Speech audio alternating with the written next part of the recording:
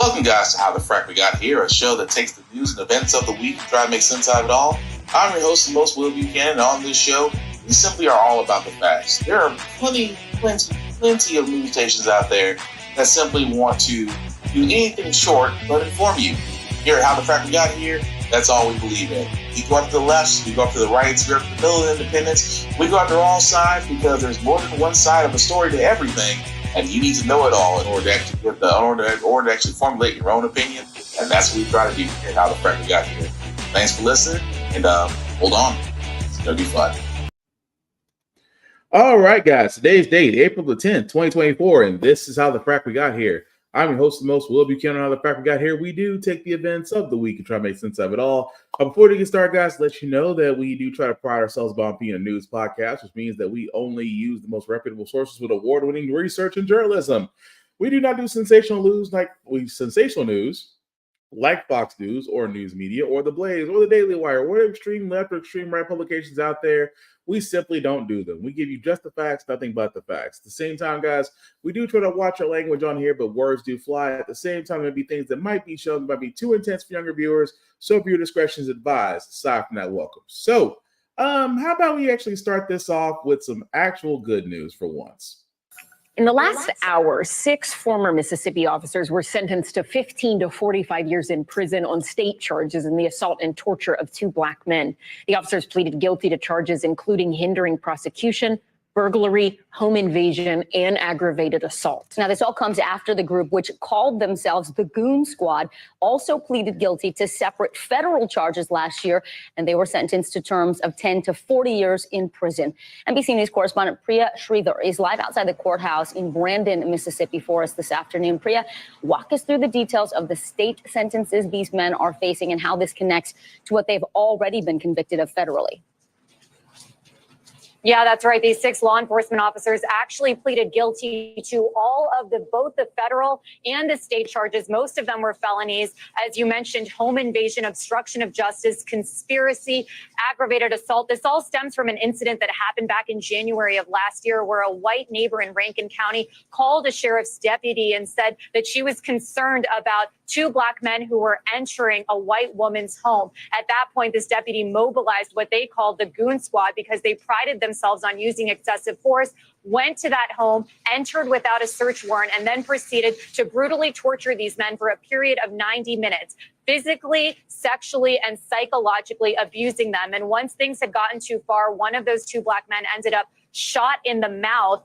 The law enforcement officers realized they had to cover it all up. So they planted methamphetamine and a gun, according to court records, and actually charged the men with drug possession. But of course, since then, things have been reversed, and now these men are facing their own jail sentences.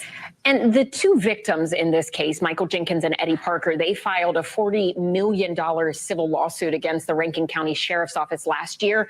What are you hearing from them? Have they spoken today? Have their families spoken out? Yeah, we heard from the victims and their families, and they called the sentences today monumental, especially since what the state was recommending, which was actually half of what the judge ended up imposing today.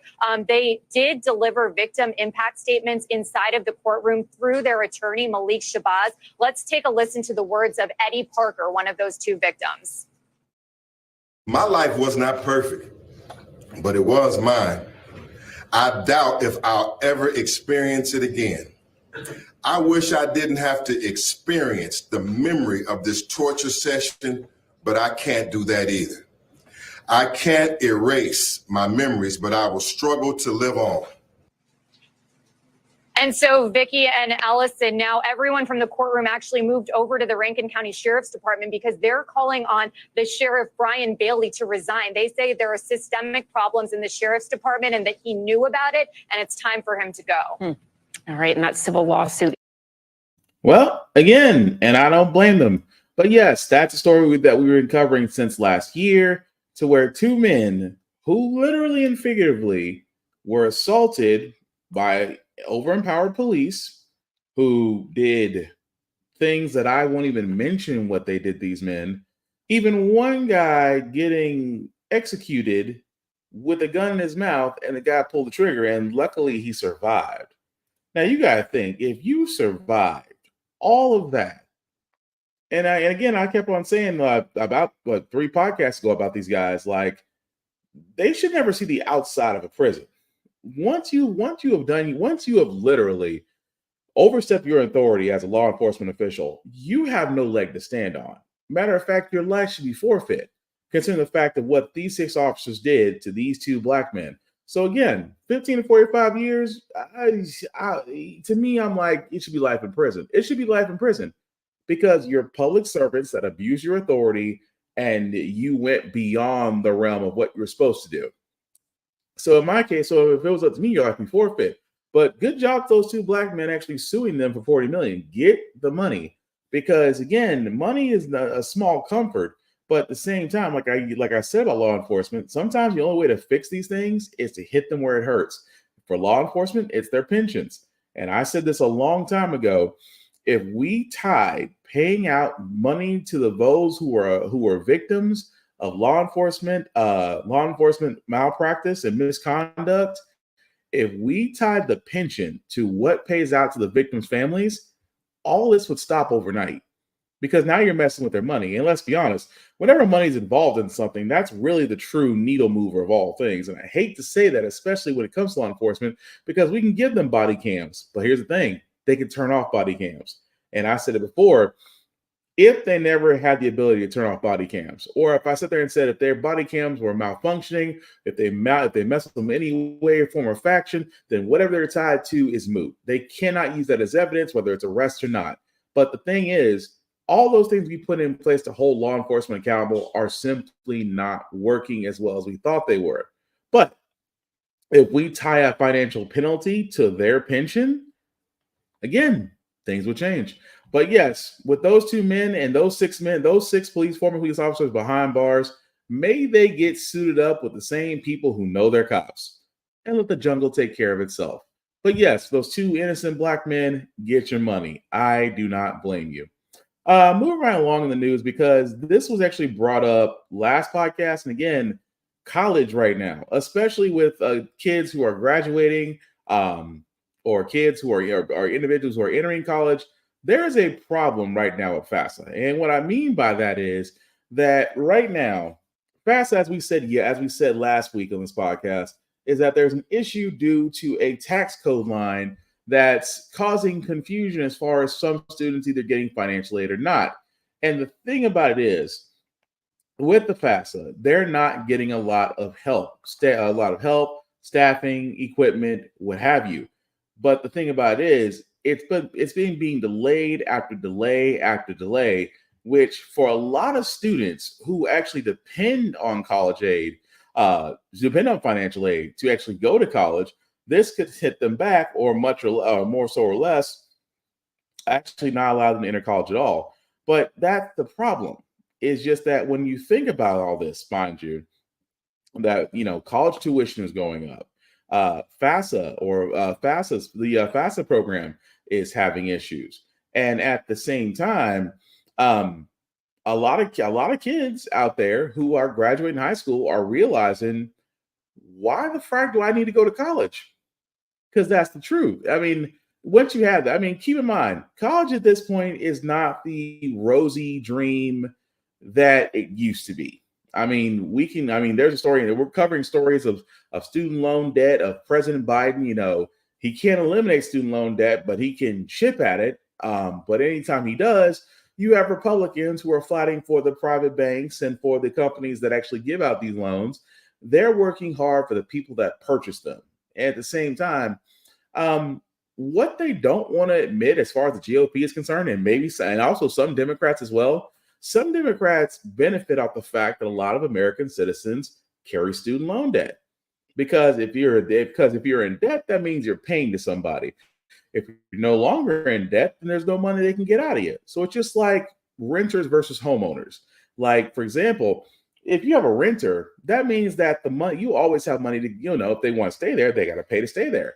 Versus a homeowner, you may have them on the hook for 10 or 20 years, but after that, they own the home. They can no longer pay you after that. So there's only a finite amount of money that you get from them. So they're looking at student loan. They're looking at students who are entering college the same way, where if you cannot afford the tuition, which by the way goes up at every college and university every year, and I still ask that question, why in the world does tuition go up every year, but it's still the same education that you're getting? Your education hasn't improved. Matter of fact, it's sometimes the same professors, sometimes same syllabus, same information, but yet tuition goes up every year, making it impossible unless you are unless you or your family is very well off to actually allow you to go to college. So again, it doesn't help now that going back to the FAFSA program, which is about having the issues as the heyday of Obamacare once did with their healthcare marketplace when it first started and it was crashing. This is a problem that should get fixed.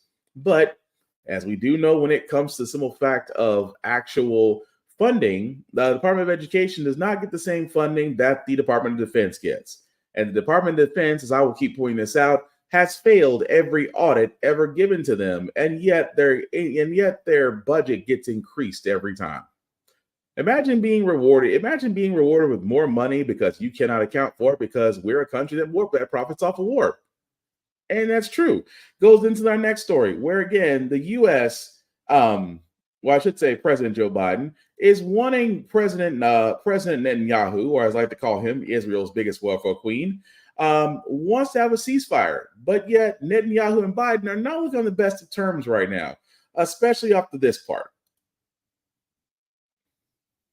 Admiral, you're not specifying what concrete steps Israel must take exactly. I gave you some a broad sense of it. We want to see more crossings opened up. We want to see more trucks getting in, particularly from Jordan. We want to see tangible steps at the mitigation of civilian harm, particularly to humanitarian aid workers, but obviously all civilians. But we want to see that they have moved forward on proper steps to deconflict with aid workers as they move around, that the information flow is viable. Sure, but that's language we've heard for weeks now. You're not talking about sort of telling us how exactly you will measure those measurable steps, right? What I said was we're going to examine our policy approaches based on our assessment of the way the Israeli side modifies their behavior, modifies their policy and decision-making processes. And so, first of all, let's see what they say they're going to do, and then let's watch and see how they execute to what they say. And I don't want to get ahead of them on what they plan to say about the changes they're going to make, but we'll base our policy decisions based on an assessment of how they execute to their policy decisions. And you're not talking about.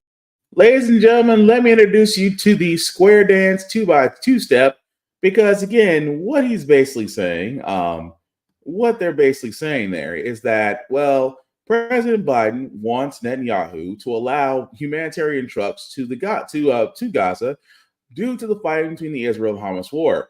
Netanyahu has not allowed it. And yet the reporter is asking, why are we supporting Israel when they're not allowing humanitarian aid to those that are not involved in the war?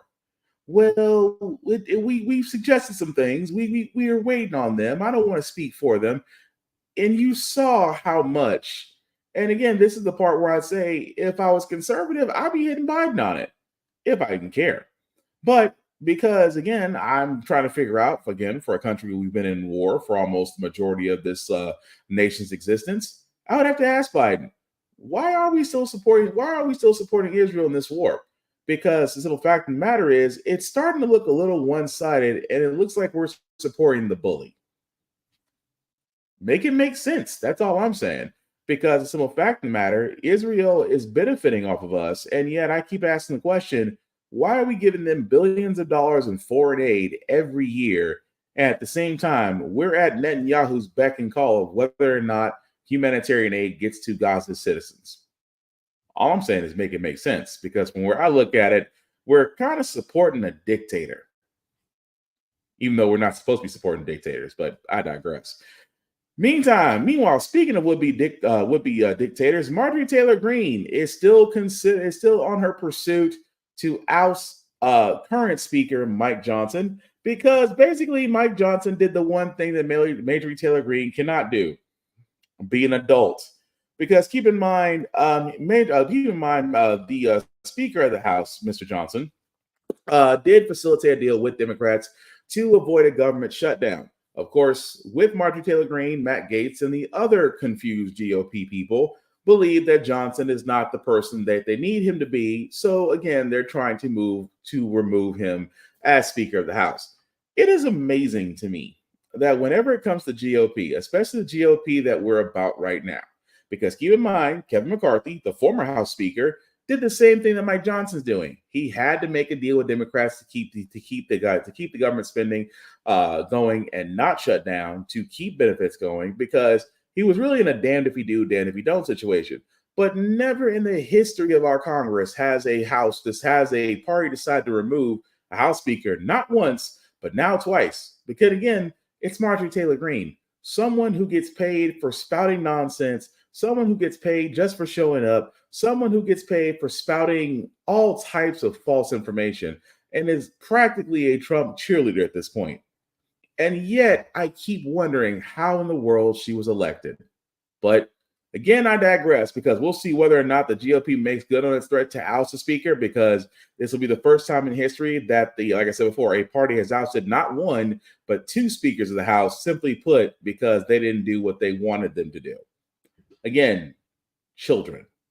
Moving right along, guys. Trump finally did give his stance on abortion. And you know what? Now that he said this, I'm not surprised. And if you're wondering, yes, it's a cop-out. Right. Well, after months, I should say, not just weeks, of sidestepping this issue and not being very clear with where he stands on abortion, Donald Trump released a video statement this morning saying that he believes it should be left up to the states. He also took credit for overturning Roe versus Wade, saying that he had stacked the Supreme Court with the three conservative justices that helped do that. And that's kind of where he leaves this. And I want to just remind you, Sarah, that this is exactly what we have seen from him from months. He believes that this issue is a political loser. That's what he tells people privately and publicly. He notes that this is something that Republicans are very vulnerable on. And he recognizes the political landmine that kind of comes with this issue. I want you to just take a listen to how he phrased it in that video. My view is now that we have abortion where everybody wanted it from a legal standpoint, the states will determine by vote or legislation or perhaps both. And whatever they decide must be the law of the land. In this case, the law of the state. Now it's up to the states to do the right thing. Like Ronald Reagan, I am strongly in favor of exceptions for rape, incest, and life of the mother. You must follow your heart of this issue, but remember, you must also win elections to restore our culture. Can you believe that bullshit? I'm like, again, this is a guy who is going to wind up winning the Republican nomination for president, and sat there and said after many days about his status on abortion, it should be left to the states. Are you really sure you want to say that? Because he calls it the law of the land. He calls it literally the law of the land, that states need to vote on this. Keep in mind what he said. States need to vote on this, on whether or not that should be legal or illegal. Now, before I play this next part of why I say that's bullshit, I will say it once and I'll say it again. It is always so weird to me that when it comes to the states, when it comes to the subject of abortion, you have pro-life and pro-birth people, or I like to call them confused, always fighting for the life of the child. But yet when the child is born, I don't see them rushing off to adoption centers. I don't see them rushing off to these agencies that are religious, that are turning away same-sex couples who also want to be parents. I don't see them going to Congress and saying, why do we not have more free lunch programs and daycare and after-school care for these children? I don't see them saying, why do we have more educational nutritional programs for these kids that we're fighting for? Because again, they don't care after it's born. But it's always funny that Trump sat there and said that, abortion should be led up to the states. And I keep on saying, of all things, the next story I'm about to show you explains thoroughly why that's a bad idea. New fallout this morning over a bombshell ruling in Arizona that puts in place one of the country's strictest anti-abortion laws. Overnight, the Democratic governor furious. The devastating impact of this ban that it will have on healthcare for women across the state is just unconscionable. The state Supreme Court's decision reinstating a law put in place more than a century ago, 1864, before Arizona was even a state. It makes no exceptions for rape or incest, only for the life of the mother. Once the law goes into effect, which could be in the next couple of months, doctors could face prison time up to 5 years for performing the procedure.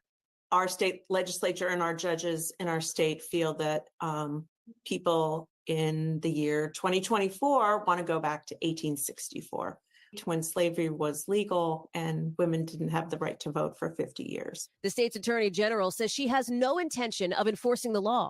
No woman or doctor will be prosecuted under this draconian law. Anti-abortion advocates celebrating the ruling as a win. But President Biden calling it cruel and posting a photo of former President Trump with the caption, "Trump did this," a nod to the Supreme Court's 2022 decision overturning Roe versus Wade, a decision that for decades overruled state laws like the one in Arizona. Mr. Trump has taken credit for the justice's decision. I was proudly the person responsible for the ending of something that all legal scholars, both sides, wanted and, in fact, demanded be ended. Roe v. Wade. Mr. Trump also alluding to the realities at the ballot box since Roe was overturned, saying Republicans should avoid losing elections on an issue that should be decided by the states, in his view, a position he made clear in a video earlier this week and reiterated through his campaign in a statement on the Arizona decision, saying these are decisions for people of each state to make. Whatever they decide must be the law of the land, in this case, the law of the state.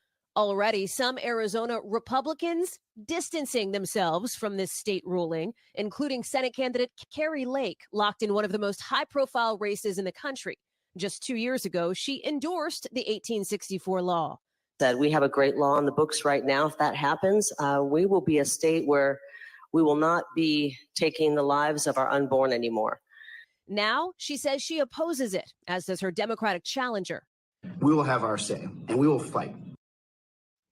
Hallie, as mentioned, this is a potent political issue with major repercussions for the 2024 presidential election in Arizona, a key battleground state.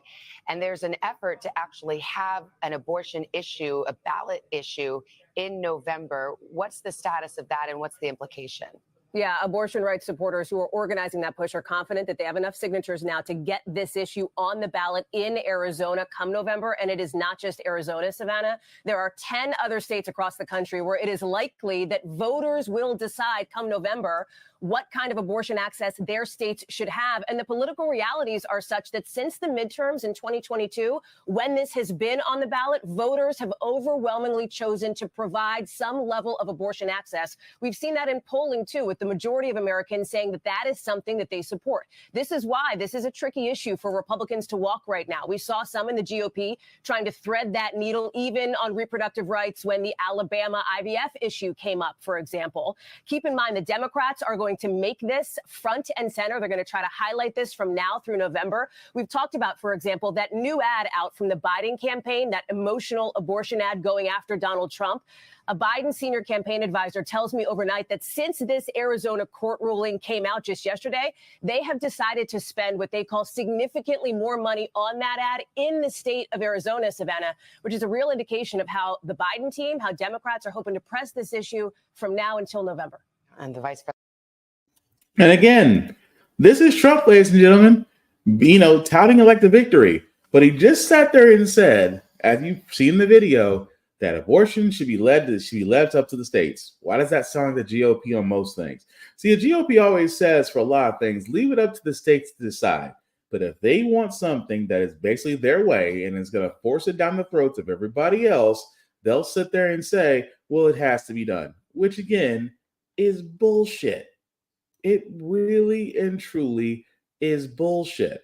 At the same time, guys, this is why I keep saying the whole entire time that you should always pay attention to what they're trying to force through.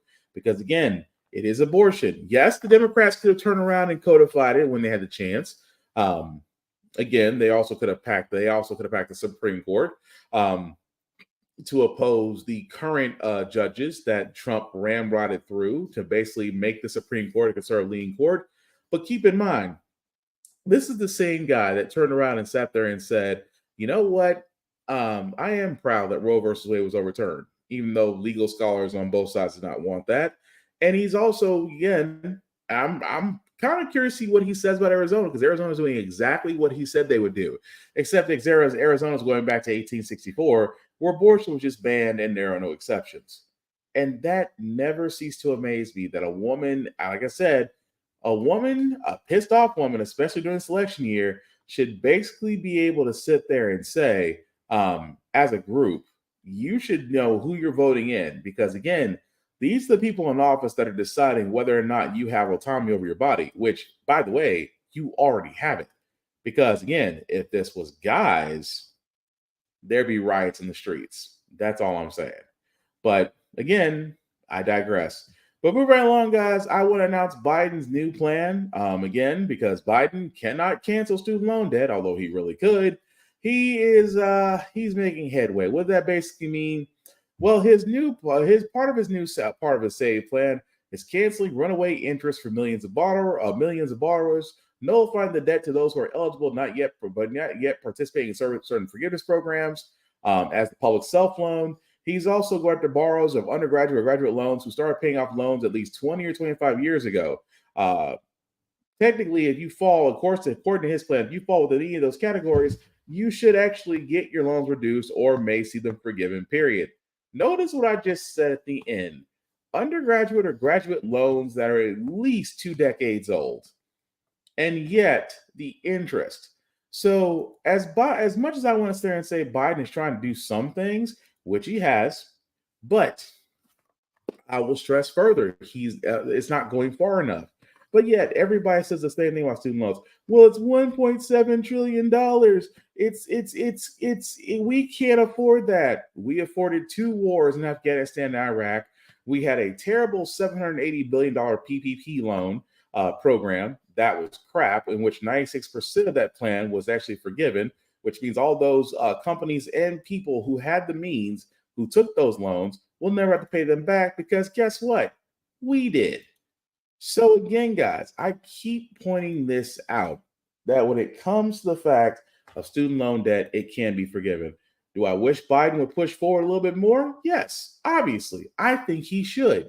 I think he should push as hard as he can, because if we can pay for wars, we can pay for student loan debt. And honestly, when the whole thing comes up of, well, what about those other people that was able to pay off their loans? Why should they be forced to pay off other people's loans? Because everybody does not have the same scenario.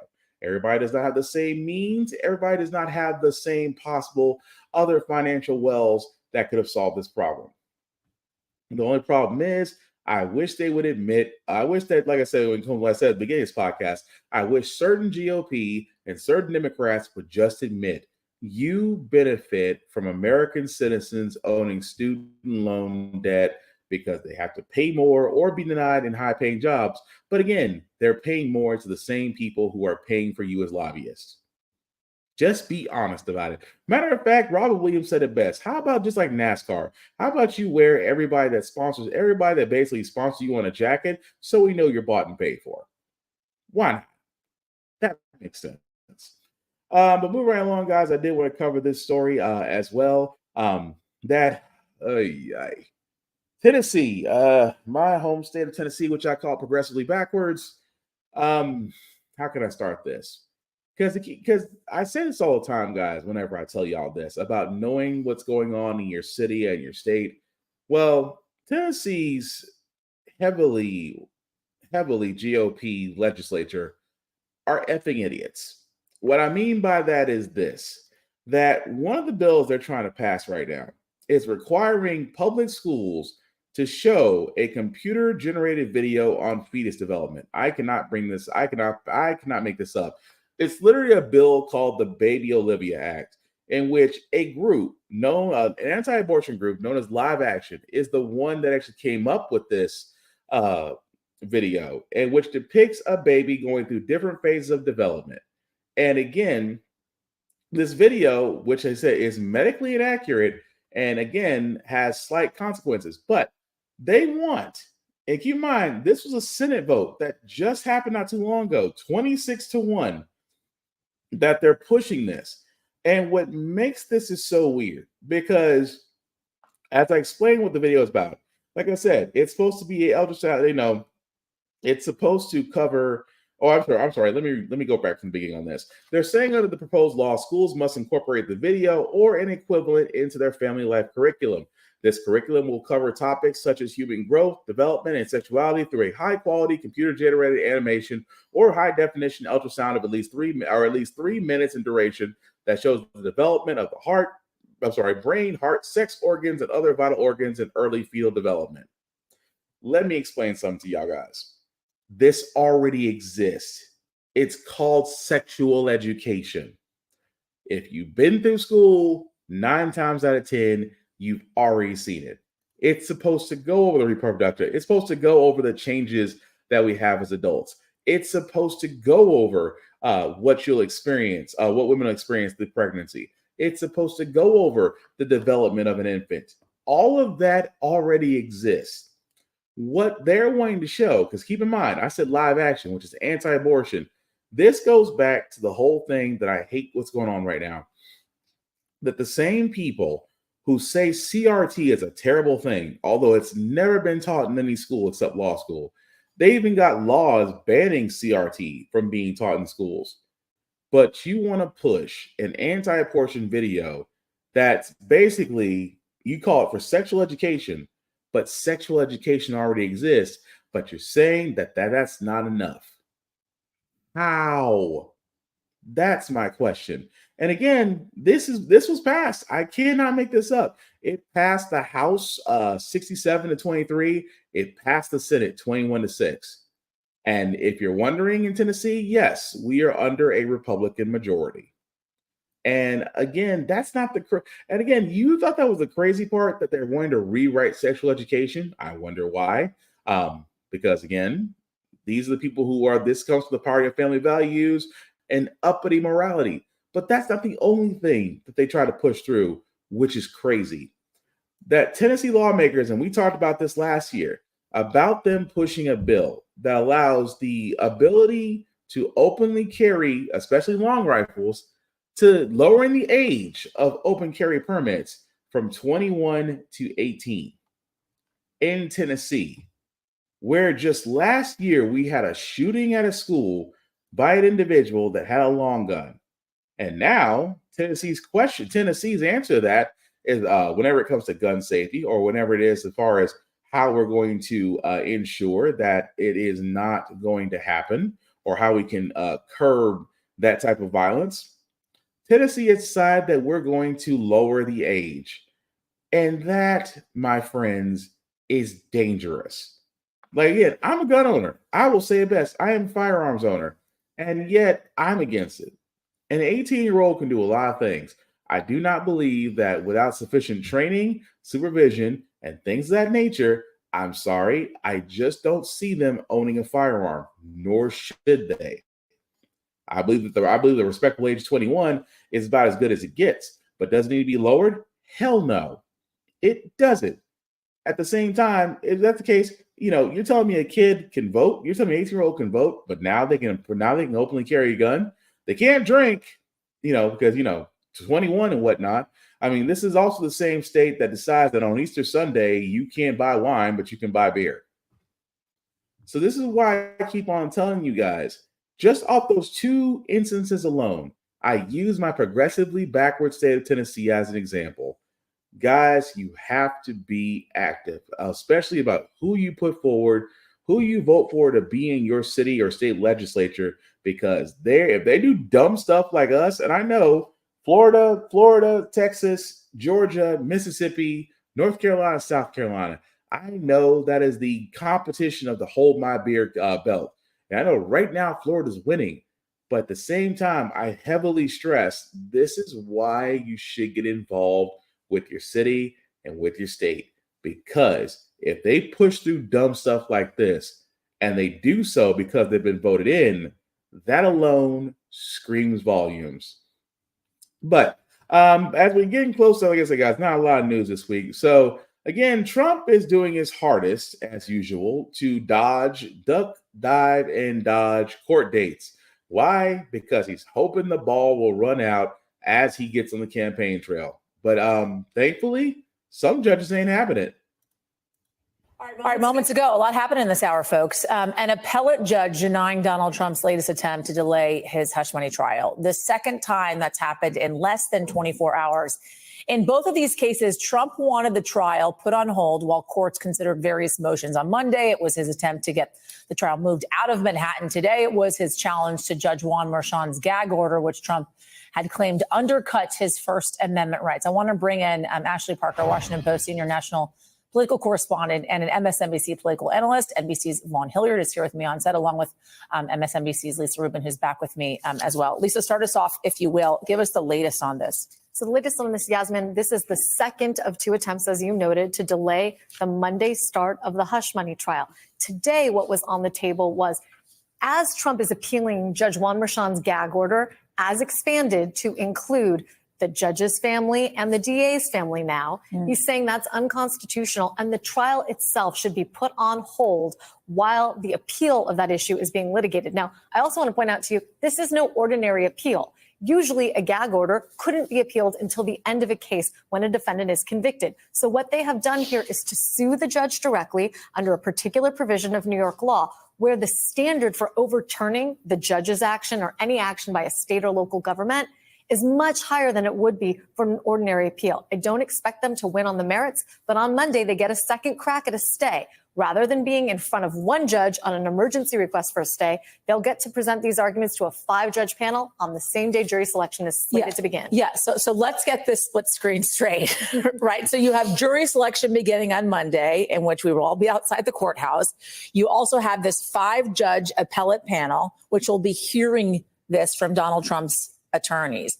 This certainly seems like it's going to be, Vaughn, an ongoing strategy throughout this trial, these kind of delay tactics in which the former president and his attorneys are taking. And to a certain extent, they're doing the work that if you were facing a criminal trial, you'd want your lawyer to do. And Donald Trump is getting the due process that he, as a criminal defendant, deserves. And as part of this, though, he likes to take on, whether it be Judge Engoron, whether it be Judge Merchan, he likes to take on these singular individuals. But the issue for him coming up here is when we're talking about the appellate court, you're talking about another body that is going to be, in this case, ruling against him on these motions to dismiss. And so for Donald Trump, this comes at a point in time where he has made it very clear repeatedly that he does not believe these criminal trials should be proceeding during the course of this campaign and that they should be pushed off beyond November. And that is why the jury is ultimately, through this selection process, going to be New York citizens. But he has his own jury, and that's the folks in central Pennsylvania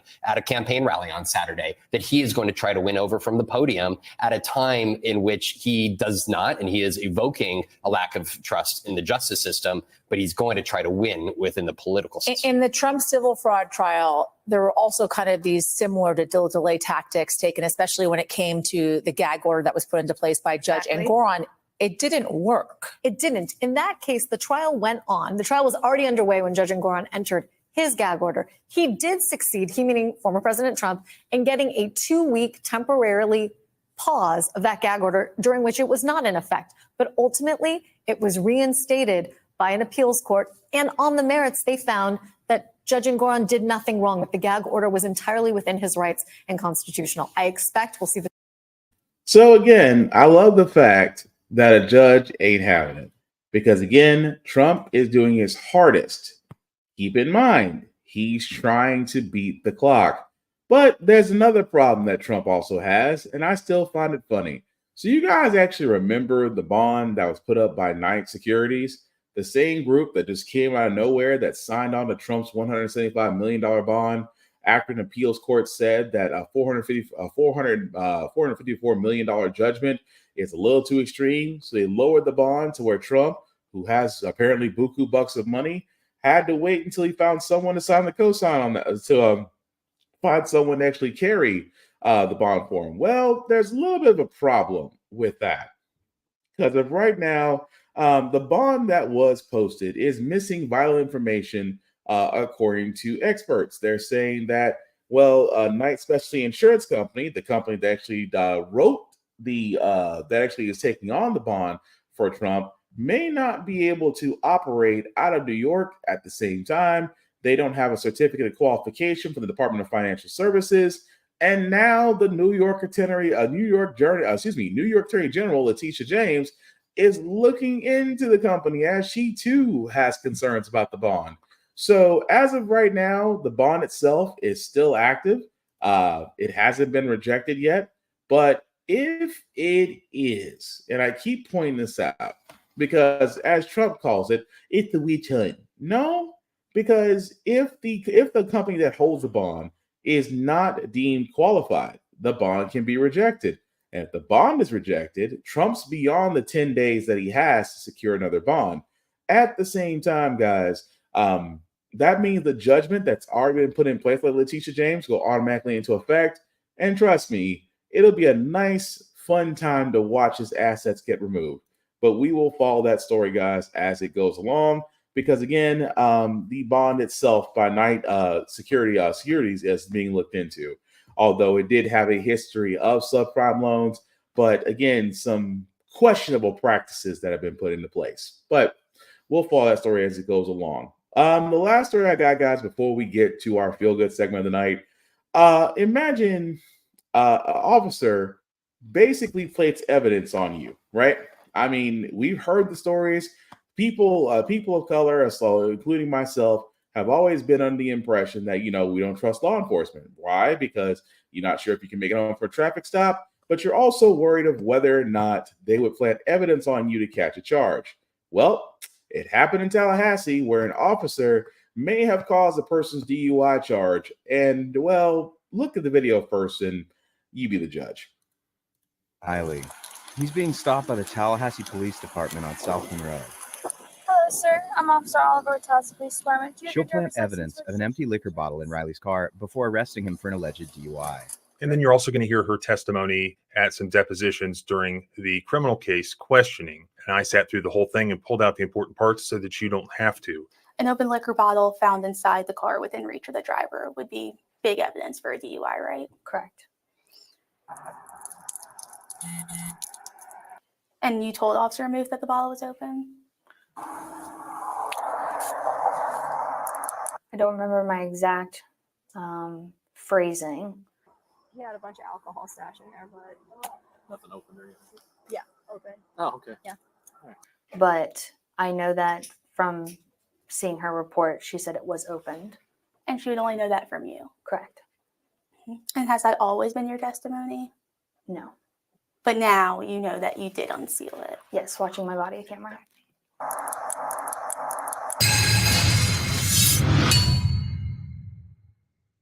Crazy thing is that the prosecutors didn't even care about this, and they're still prosecuting the guy. In fact, I believe it is going to trial today. This is crazy. I'm Officer Kirsten Oliver, Oliver. Officer Oliver, what's your current position? I'm a police officer at the Tallahassee Police Department. How long have you been with the Tallahassee Police Department? Since 2020. When I was on that traffic stop, I was backup for Officer Muth, and I observed a vehicle at a high rate of speed with no headlights on pass by me. So I asked for his registration, proof of insurance, and driver's license. And while he was searching for any of those documents, it was fumbling. He looked in his center console, did not pull anything out, just stared into it. He pulled his visor down and papers were dropping, and he was trying to grab the papers out of the visor. He just seemed confused. I believed at the time it possibly smelled like alcohol. Riley's license is suspended, and officers decide to arrest Riley on a first offense for his suspended license. Would you be willing to do some voluntary field sobriety exercises? Not really.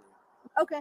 Here, go ahead and step out of the vehicle. So once he gave me his information and the piece of paper with his name on it, I went back to my patrol vehicle and looked into law enforcement resources, and I was able to confirm his identity with his the information that he gave me. I learned that his license was suspended. just go ahead and face the corner of the car for us? Your license is After detaining suspended. Riley, We're they gonna- ask him if he smoked any marijuana. Maybe they learned this at some sort of training conference, but it seems like there's just so many videos of cops pulling over some black guy and saying, I smell marijuana. Many of those videos, like this one, they end up searching the car, and guess what? They don't find any marijuana. Cops also like to smell alcohol. Here, while they did find alcohol, the only alcohol they were able to prove existed was sealed, unopened. Therefore, how did she smell it? Well, she didn't. You'll see. Mr. Riley, I got a quick question for you. No problem. So I smelled marijuana in your vehicle. Did you recently smell? No. I believed at the time it possibly smelled like alcohol. You told Officer Muth that you didn't smell anything, correct? I don't believe I did. I believe I told her that I couldn't tell if it was the smell of alcohol. That is your testimony here today. Yes, to my knowledge. I am now confronting the witness with her body-worn camera. So I feel like I'm getting some indications, but I'm not 100% sure. I can't really smell anything right now. Do you think you can just talk to him? So when you had that conversation with Officer Muth, you said that you couldn't smell anything right now, correct? I couldn't really smell anything. You previously, or the defense previously mentioned that you made a comment relating to you couldn't really smell anything. Could you elaborate a little bit further as to what you meant when you said that? When I walked up to the vehicle, it wasn't 100% apparent that the smell of alcohol was apparent to me. I wanted another officer's opinion. Once he's arrested for driving with a suspended license, they can search his car. I entered the vehicle through the open door and I searched multiple cavities in the front seat and the back seat. Did you find anything in the vehicle of particular importance to your investigation? Yes, I found a insulated cup that obtained liquid and in the center console in the cup holder, and I also obtained a liquor bottle from the seat cover pouch where the knees would go inside the vehicle in the driver's seat. It was a bottle of yellowish liquid labeled vodka. Officer Oliver leaves the car, does a 360, and then goes back in the car, retrieving a sealed liquor bottle and pours it out. That was the sound of the seal on the liquor bottle breaking. Here's another angle. While Officer Muth questions Riley about marijuana again, Did somebody else smoke in your car earlier? Oliver tosses the empty bottle into the passenger seat. They don't find any marijuana in the car. Now, after Mr. Riley was arrested, you searched the car, is that correct? Correct. During that search, you found a bottle of alcohol. Correct. And that was found in a pouch on the front of the driver's seat. Correct. I think you said earlier it would be if the driver was sitting behind their calves, behind their knees. Is that right? Yeah, behind the knees area. And the bottle you found in that pouch was the 20-gram vodka, correct? Correct. And it was a smaller bottle. Correct. But bigger than the ones you get on planes. Yes. And the bottle was a twist top. Correct. When you found the bottle, you took it out of the pouch. Correct. And then you put the bottle on the seat. Yes. And you continue then to search the car. Correct. As part of that search, you opened containers you found in the car, correct? Correct. During that search, you didn't find any marijuana. No. You didn't find any joints. No. You didn't find any paraphernalia. No. You didn't find any evidence of marijuana besides the smell. Correct. Before finishing the search, you went back to that 20-gram bottle that you left on the driver's seat. Correct. And you picked up that bottle. Yes. You opened that bottle. Correct. That bottle was sealed before you opened it. Yes. And so you twisted the top of the bottle. Yes. And you broke the seal. Correct. And after you opened it, you dumped out the contents. Correct. You dumped it onto the road. Correct. Then you put the top back on the bottle. Yes. Then you put the bottle back into the car. Yes.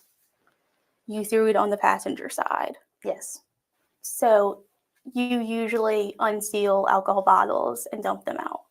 Typically, I don't unseal them, but as I was twisting, I realized it was unopened, and that was my fault. And has that always been your testimony? No. No. But previously, you said that you didn't unseal it. Correct. I didn't believe I did. But now you know that you did unseal it. Yes, watching my body camera. Rather than protect and defend So what's crazy is about that story, it's crazy because the person that was arrested, they're still being on trial for a DUI charge. Keep in mind, the officer that was just interviewed, whose body cam literally showed a sealed bottle of alcohol to which she opened and poured out. And yet, the individual that they arrested for a suspended license is now about to literally be on trial for a DUI charge, even though the officer literally mishandled the entire situation. And this is in Tallahassee, Florida. So again, I want to know how in the world how is that man able to go to trial? Because the officer in question, who is still under investigation, by the way, it really should be open and shut. Because the simple fact of the matter is that not only did she circumvent evidence, you smelled marijuana, couldn't detect it. And she was trying her hardest to find something. And people wonder, and I say this all the time, and yet they wonder why people don't trust law enforcement. Because you will get individuals who will pull stops like this, have nothing to show for it, and will even go so far as to manufacture something just to make their stop valid. So we'll follow that story as it goes along, but it is amazing to me how she just sat there and said, yes, I took the bottle. Yes, I broke the seal. Yes, I threw the contents. Yes, I threw it back in there.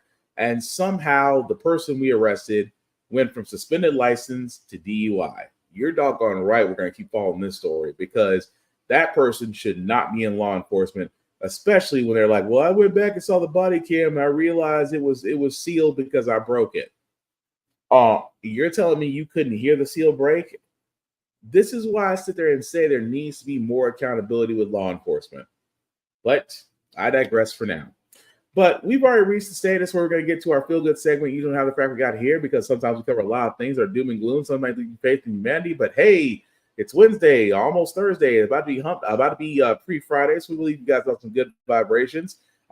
Just a couple of days ago, guys, we did have the eclipse, which got everybody's attention because it might be a while before we see another eclipse in view of the Earth again. And here is a little bit of good news about a baby whose name is interesting because they were born on the day of the eclipse. Check it out.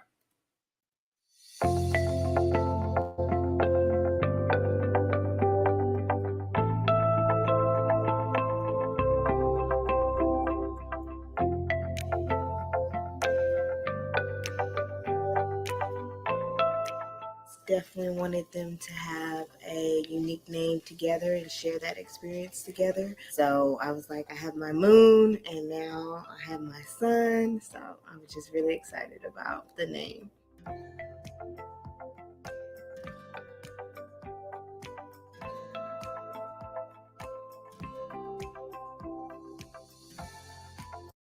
Well, definitely mazel tov to Soul. I mean, I can understand the mom's logic. You have a daughter named Luna, a daughter named Luna, and why not have a son named Soul? Again, definitely great to see that, and welcome Soul to the new world. Definitely got a wonderful name. I'll put that much. But anyway, that's going to do it for this podcast, guys. We thank you all for liking, for watching, for letting me know it's live. I certainly appreciate that. Some shameless plugging, guys, before we do get out of here. Shout out to my friend Vaughn at Big BZA Dot. You can find him, Big BZA Dot, on all social media for beats and things of that nature. Definitely, guys, check out BlurStation.com. As I keep pointing this out, it is the Netflix, it is the Amazon Prime, it is the Hulu that we've always wanted. That is for us as we are building the table. Definitely check it out, guys. You can join now for $10.99 a month. After 36 months, you do have the _ability to own a piece of Blur Station. So definitely check it out. As far as yours truly, guys, you can find me, Black Spartan, Black_Spartan 615 on all socials, as I usually do reviews on everything, including gym stuff, because I like to keep in shape. Outside of that, guys, the link at the bottom, make that a little bit bigger for you guys. See if you copy and paste that link into your browser, will take you to my link tree. There's YouTube and Facebook groups for all of our podcasts. How the Frack We Got Here, get bit off of this podcast. Like, share, subscribe, hit the notifications. Simply put, folks, we cannot do this without you. Outside of that, guys, I do want to sit there and say, as we are coming up, this is a voting season, a very popular one, a very important one. not just for the federal side of things, but also for the local side of things. Like Killer Mike said, get to know who's going to be your judge. Get to know who's going to be your attorney general. Get to know who's going to be your mayor. Of all these important positions in your city and state, get to know these people, because guess what? There is a reason why they keep getting elected. And if it's not representing your values, then again, find those that are, or there's plenty of sites out there that can help you run for your city and state if you so choose to. But with that being said, guys, last thing I'll say about how the Frack We Got Here, it's all about staying informed. We are not trying to reinvent the wheel. We are simply giving you all the information, allowing you to make up your own mind, but we do provide a logical perspective that goes along with it. We do better when we're progressive. We move forward. We try to right the wrongs of our past by making decisions now that we should have done back then, like electing our first Black woman Supreme Court, electing our first Black woman to the Federal Board of Governors, electing our first Black woman as a National Cybersecurity Director. All great things. When we don't learn from history, that's when we are doomed to repeat it. That's when we keep asking ourselves, why does everything go up at our paycheck? Why are we electing different politicians but still the same old game in Congress? And most importantly, how the Frack We Got Here. Thank you all for watching, guys. Take care of yourselves and each other, and we'll all get through this. Peace.